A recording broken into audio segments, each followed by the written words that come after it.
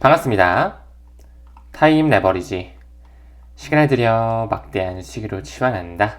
주말이 밝았습니다. 이렇게 또 소중한 시간에도 함께 해주시면 대단히 감사드리고요. 오늘도 좋은 컨텐츠로 만들어 가보도록 하겠습니다. 천천히 들어가 볼까요? 지금 블랙록의 움직임이 작년부터 포착이 됐었죠. 비트코인 현물 ETF 계속적으로 순유입과 순유출이 지속적으로 반복되고 있지만 블랙록에서 운용하는 펀드 자체에 비트코인 현물 ETF의 보유량은 지속적으로 늘어가고 있다는 것. 그 부분의 일환으로 어제 나온 기사인데요. 블랙록의 얼로케이션 펀드에서도 4,700만 달러 규모의 비트코인 현물 ETF를 보유하고 있다. 소형 기관들의 비트코인과 이더리움에 대한 현물 ETF 순유출도 많이 나오긴 했었지만 그 블랙록 자체적으로 운영하는 펀드 안에서는 지속적으로 ETF의 상품군을 추가하고 있다는 것이 굉장히 중요하게 바라볼 수가 있겠죠. 그 부분의 일환으로 그 ETF 쪽에 굉장히 경력이 많은 ETF 스토어의 CEO 네이트 제라시는 과거부터 이런 얘기를 했습니다. 블랙록이 다른 자산운용사들이 먼저 ETF 승인하게는 냅두지 않을 것이다 라는 거죠. 블랙록 또한 반드시 소라나뿐만 아니라 우리가 집중적으로 투자하고 있는 이 리플 XRP에 대한 현물 ETF 모두 신청할 수밖에 없다라는 거. 아직까지는 그들이 규제에 대한 명확성 확실하게는 내놓지 않고 있지만 머지 않았다라고 생각이 들고요.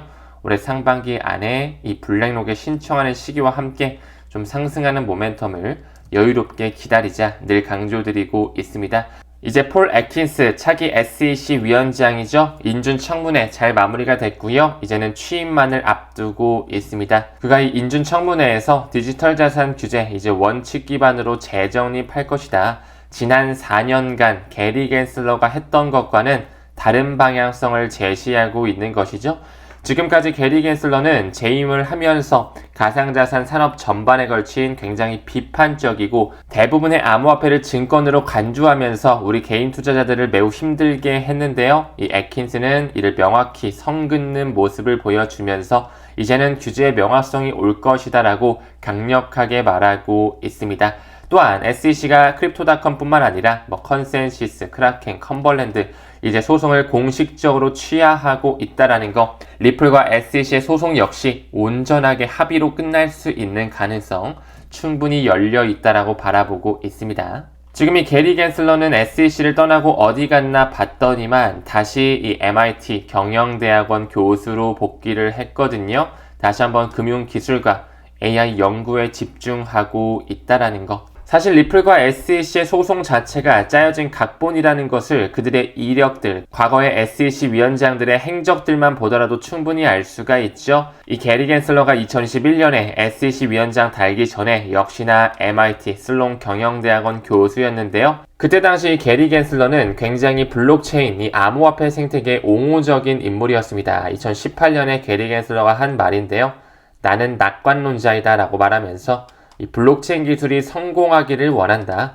그것은 본질적으로 이 금융 시스템의 흐름에 관한 것이고 금융 시스템을 정말 강화할 수 있는 신기술이다. 나는 이 부분에 대해서 굉장히 옹호하고 있다. 이런 스탠스를 유지하던 암호화폐 옹호론자였는데 갑자기 SEC 위원장 자리를 안고서는 가상자산 이거 금융 전반에 악영향을 끼칠 수 있어 180도 태세 전환을 하고 있는 움직임을 미루어 볼 수가 있죠. 이 가상자산 시장에서 수백만 명의 투자자가 피해를 입었다. 사실 그들이 테라 루나 사태라든지 마운트 곡스 해킹 사태라든지 FTX 파산 사태 모두 다 그들이 만들었다는 걸 미루어 보게 된다면 한편으로는 참 피도 눈물도 없는 것 같아요. 개인의 희생 따위는 중요하지 않고 그들이 시장을 붕괴시킨 이후에 완전히 장악할 수 있는 판을 깔아온 시점이었다. 하지만 이제는 정말 법과 제도가 만들어지는 중요한 원년까지 왔기 때문에 우리가 더더욱 정신을 차리고 진정성 있게 공부를 해야 된다라고 생각을 합니다. 사실 이 게리 겐슬러 위원장 되기 전에 그 전에 리플을 진짜로 고소했던 사람은 이 사람이죠. SEC의 전 위원장 제이 클레이튼. 이 사람 역시나 약 4년 정도의 임기를 마치고 떠났는데 그때 당시에도 별명이 암호화폐 저승사자라는 별명이 있을 정도로 이 블록체인 생태계 암호화폐를 너무나 못살게 굴어왔다라는 거. 무엇보다도 너무나 짜여진 각본이라고 느꼈던 것이 이 제이 클레이튼의 임기 마지막 날 2020년 12월 연말이었죠. 임기의 마지막 날에 리플과 SEC의 소송을 딱 만들어 놓고 갔다라는 거죠. 미등록 증권을 판매했다라면서 기소한 바가 있었다. 상식적으로 어떻게 SEC 위원장 임기 마지막 날에 리플사를 기소하고 떠날 수가 있을까요? 좀 말도 안 됐던 것 같은데 이 저승사자라고 불리웠던 제이 클레이튼 역시 지금 현재는 원 리버 SM 매니지먼트 암호화폐 투자 자문 고문으로서 들어가가지고 친암호화폐 기조를 펼치고 있다라는 거. 여기 나오고 있죠. 전 SEC 위원장이 지금은 됐지만 미국의 규제 당국 암호화폐 효율성 인정해야 돼. 과거에는 그렇게 저승사자 역할을 했던 사람이 갑자기 암호화폐 효율성을 인정해야 된다. 갑자기 가상자산, 블록체인 이것은 금융 시스템에 적용돼야 된다. 논란의 여지가 없다. 친암호화폐 스탠스로 태세 전환이 된 것이죠. 또한 작년 8월에는 이 스테이블 코인 너무나 중요한 금융 발전을 일으킬 수 있다라고 하면서 완전히 블록체인 생태계를 옹호하고 있는 듯한 모습을 볼 수가 있었고요. 조금 더 나아간다면 그는 리플을 기소했음에도 불구하고 갑자기 리플에 대한 옹호 발언, 리플에 유리한 의견을 제출하면서 지지 발언을 하고 있다라는 거.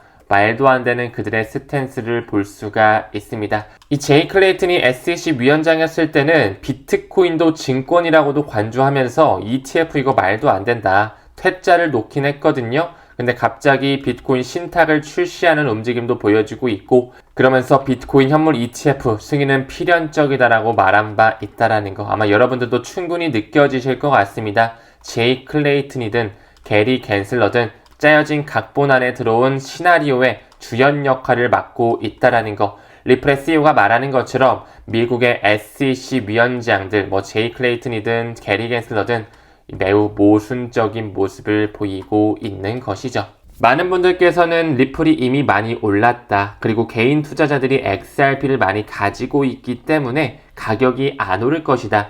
최근에 SEC가 리플 상소 취하한 거 보지 않았냐? 그때도 그래봤자 10% 정도밖에 안 올랐는데 이미 다 선반영돼서 끝났다. 이제 안 오를 것이다 라고 말씀하시는 분들도 계시겠지만 리플의 차트를 한번 크게 봐주실 필요는 있을 것 같아요.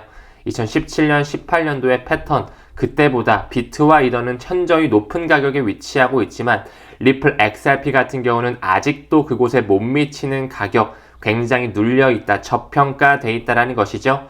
무려 7년 동안 리또 속을 자아내면서 개미털기를 만들어낸 정말 애증의 코인이 됐다라고 해도 과언이 아닙니다. 하지만 그럼에도 불구하고 리플에 대한 펀더멘탈은 지속적으로 확장되고 있습니다. 어저께 나온 기사인데요. 리플이 나이지리아 기반의 핀테크 스타트업 치퍼캐시와 손을 잡으면서 이 아프리카 지역의 국경 간 결제를 지원하고 있다라는 것. 왜 리플사가 꾸준하게 송금 업체, 자금이체 기업, 국경 간 결제 회사들과 손을 잡으면서 인프라망을 확보하고 있는지. 이 리플 페이먼트가 직접적으로 활용된다는 것은 인터레저 프로토콜뿐만 아니라 이 XRP를 직접적으로 브릿지 커런시로 활용한다라는 것이죠. 이 치퍼 캐시와의 협력, 아프리카 지역은 이미 이 치퍼 캐시 전에도 섭렵하고 있었다라는 것. 그 MFS 아프리카였죠. 온 아프리카로 완전히 리브랜딩이 됐는데요. 과거서부터 이와 협력을 하면서 아프리카와 전 세계 간의 디지털 자산 기반 국경 간 지불을 이미 리플과 함께 강화하고 있었다라는 거. 특히나 아프리카 같은 이런 개발도상국들은 금융과는 굉장히 거리가 먼 이런 나라들인데요. 이제 리플의 기술력을 통해서 2030 금융 포용성의 시대를 그들이 준비하고 있다라는 것이죠. 이 글로벌 포럼에서도 역시나 온아프리카와의 파트너십을 강조하면서 전 세계 국경 간 결제 파이프라인을 리플로서 연결하기 위해 지반을 다지고 있었다라는 것. 또한 이미 리플은 BIS죠. 국제결제은행과 함께 손을 잡으면서 국경 간 결제, 상호 운용성 태스크포스 이미 궤를 같이 하고 있었다라는 거 반드시 공식 문서를 확인해 볼 필요도 있었고요. 이 아프리카 넌다와 함께 이미 2030년 금융 포용성의 시대를 리플과 함께 손잡고 바라보고 있다라는 거. 실제로 아프리카 넌다의 공식 논문을 봤을 때 여기 아프리카 넌다뿐만 아니라 UN을 필두로 한 Economic Commission for Africa도 들어와 있고요. 세계은행, 월드뱅크, IMF, BIS 이미 리플과 손을 잡고 있으며 빌 게이츠가 운영하고 있는 빌 앤 멜린다 게이츠와 록펠러 재단까지 들어와 있죠. 플러스 구글의 자금, 싱가포르의 테마섹, 국부 펀드까지 들어오면서 그들은 스와힐리어로 하나를 뜻하죠. 원, 모잘루프 재단까지 준비를 하며 리플과 2030년 금융 포용성의 시대를 준비하고 있다라는 거. 펀더멘탈 확실히 잡아가셨으면 좋겠고요. 우리 사관학교 에이플 회원님들께서는 3월 31일 돌아오는 월요일 저녁 8시에 첫 번째 특강 특별 수업이 준비되어 있습니다. 두 가지 주제죠. 리플, XRP 리워드 시스템. 지금 APR 3% 정도 제공이 돼요. 리플사에서 진행하고 있는 그 디파이 프로토콜을 활용해서 우리가 XRP를 가만히 두는 것보다는 물량 어느 정도는 좀 덜어내서 조금의 XRP 이자를 받으면 수량이 그래도 계속 늘어나니까 어느 정도는 좀 이쪽에 덜어내는 것을 방법적인 부분 공유 드릴 수 있도록 하겠습니다. 저도 지금 제가 가지고 있는 XRP 물량 중에 약 10% 정도는 이 리워드 시스템 안에 넣어놨거든요. 우리가 XRP를 가만히 가지고 있는 것보다는 어느 정도 물량은 좀 이자를 받을 수 있게끔 이를 활용하는 것도 굉장히 좋을 것 같아서 방법적인 부분 공유 드릴 수 있도록 하고요. 우리 많은 에이플 회원님께서 문의 주셨던 안전한 코인 보관 방법, 요즘에 업비트 사태가 또 워낙 불거지다 보니까 불안해 하셨던 분들도 꽤 많으셨던 것 같아요. 그래서 국내 거래소, 해외 거래소뿐만 아니라 이제 개인 지갑이라고 불리우죠. 하드월렛 어떤 걸 써야 조금 편리하게 안전하게 보관할 수 있는지 공유 드릴 수 있는 시간 준비하고 있으니까 많은 참석 부탁드리겠습니다. 혹시라도 실시간으로 못 보시더라도 재방송 보실 수 있으니까 우리 사관학교 에이플 회원님들은 이 점 숙지해 주시면 좋을 것 같고요. 금일 영상은 여기서 마무리 짓도록 하겠습니다. 모두 주말 잘 보내시고요. 오늘도 끝까지 시청해 주심에 대단히 고맙습니다. 우리는 모든 면에서 점점 더 좋아지고 있습니다.